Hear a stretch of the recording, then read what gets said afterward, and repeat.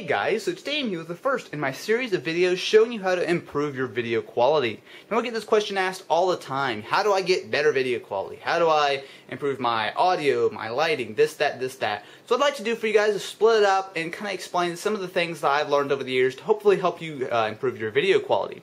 Now the first thing I want to talk about today is equipment.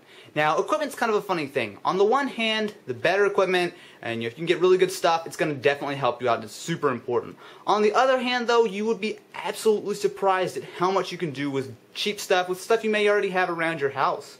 So there are a couple of things that you're going to typically need for when you're going to make videos.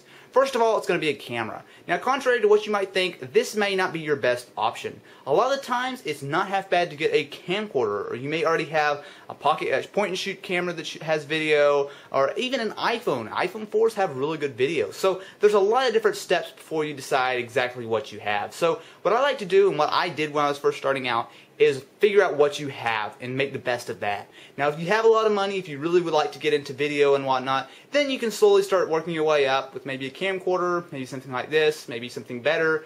You can certainly do that. So as far as the camera goes, typically you're going to want to look for something with 720p. Really, right now, I mean, of course video quality is not the most important thing, but if you're going to get something with less than 720p video, generally it's not going to be very good, and you'd be better off just not wasting your money on that. So, you know, some smartphones are pretty decent. Like I said, there's some pocket cameras, you know, there are some smaller, cheaper camcorders, and then up and up and up all the way till you get to DSLRs and professional camcorders. So that's the number one thing you should look for. Now, of course, video quality is not everything with just the camera. You know, I mean, you might buy one of these and think, oh, that's going to be the best video quality no matter what. That's certainly not the case, as you need other things to back it up. So take, for example, what I'm doing right now. Well, of course, I've got this here. I'm obviously not filming. I'm filming with, instead, a Sanyo Zacti camcorder. This thing's about $100 right now. So with good lighting, with good audio, this quality is certainly not half bad. So getting away from the cameras, I want to go ahead and talk a little bit about your audio as well as your lighting. So audio can be handled in a couple different ways. When you're first starting out, it's best to just use the inboard microphones on your camera. Typically that's going to be really simple. It helps on video editing, and it helps you with not having to get external microphones and sync it with video editing and all that kind of stuff. So it really simplifies it. So like that, it's really cheap. Obviously, it's going to be built into your camera, and it's just going to work. However, if you want to improve your video quality, you want it to sound better and all that kind of good stuff, then you're going to want to go ahead and either get something like a Rode video mic if you have something with a hot shoe. What a Rode video mic is, I actually do not have one, but it's basically a shotgun mic or some kind of external mic for your camera. Now, not all cameras have microphone inputs, and that's definitely something you should look for when you're buying a camera, is whether or not you can actually improve the quality by buying an external microphone. That's one thing you can do. You can also get something like a Zoom H1. It's like a pocket camcorder, or pocket voice recorder rather. That will get you good audio quality, or you can even go with something simple like a desktop microphone. So you can have it off the shot, like I have one right over there, which I can't show you guys since it's off out of frame, but that's what I'm using to record right now. So there are a lot of different ways you can go about getting good audio, but of course, like I said, if you're just starting out or whatever, just using a standard microphone that comes with the camera, not worrying about it, will be okay. Now, one of the most important things right up alongside audio is your lighting. Now, it depends. Now, lighting is kind of an interesting thing because it depends on what you're doing. So, for example, if you're shooting outside, if you do like outdoors kind of videos, you're probably not going to really need lighting. The sun is pretty bright. But if you're shooting inside, which I'm sure most of you guys will be, then there's a couple things you should look for. Now, again, when you're first starting out, just turn on as many lights as you can. You have extra lamps around the house. You have other light. You know, any kind of light will definitely help you. Well, okay, I don't want to say any kind of light, but pretty much any kind of light that, you know, lamps, overhead, you know, fans, you name it. If it's got a light, more than likely it's going to be nice to turn on and help you, improve your video quality, because cameras absolutely do so much better in good light compared to bad. So you'd really be surprised. And if I turn off all these lights, in fact, I'll do that right now.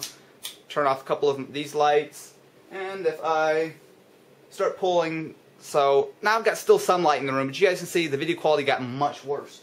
But if I start opening everything back up, turning all my studio lights back on, you guys can see that the video quality improved quite a bit. So that's just kind of a general way to do it. If you can get more lights, I mean, and it doesn't have to, it's not like you have to go spend a ton of money on light boxes. I mean, if you have lamps around the house, that's going to be great. Just be sure to do it where there's not going to be a lot of glare. And also, you typically are going to want to have more than one light. So instead of just having one overhead light, I have a couple lights from the side as well as from behind me. So, it's good to have lighting from multiple angles. I'm not going to get super in-depth into that, but that's definitely a great way to go. And as you improve and as you decide you need to upgrade, then you can certainly go and get into some of those lighting boxes or buy more lamps. You can do whatever you like there. Now, as far as computers and video editing software goes, I'm actually going to cover that a little bit later on. I can go over the computers really quickly, but like I said, I'll do the video editing a little bit later on. As far as a computer, pretty much any modern computer should be able to video edit, and that's kind of a broad statement, but it's pretty much true. I mean, everything from an iPhone, an iPad, all the way, to laptops and even desktops should be able to video edit, basically. Now, obviously, the faster the computer you have, the newer it is, more than likely it's going to work better than something old.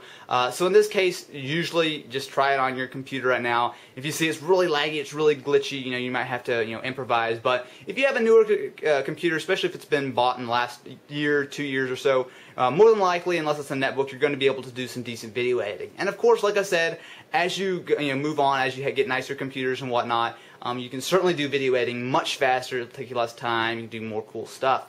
So anyway, guys, that's it for my first video talking about how to make better videos. Hopefully this kind of helps you guys out, kind of get a good idea of what kind of equipment you need. Definitely stay tuned. Future installments will go over tips on actually filming, what settings mean in various cameras such as DSLRs and typical camcorders, as well as how to video edit and all that kind of stuff.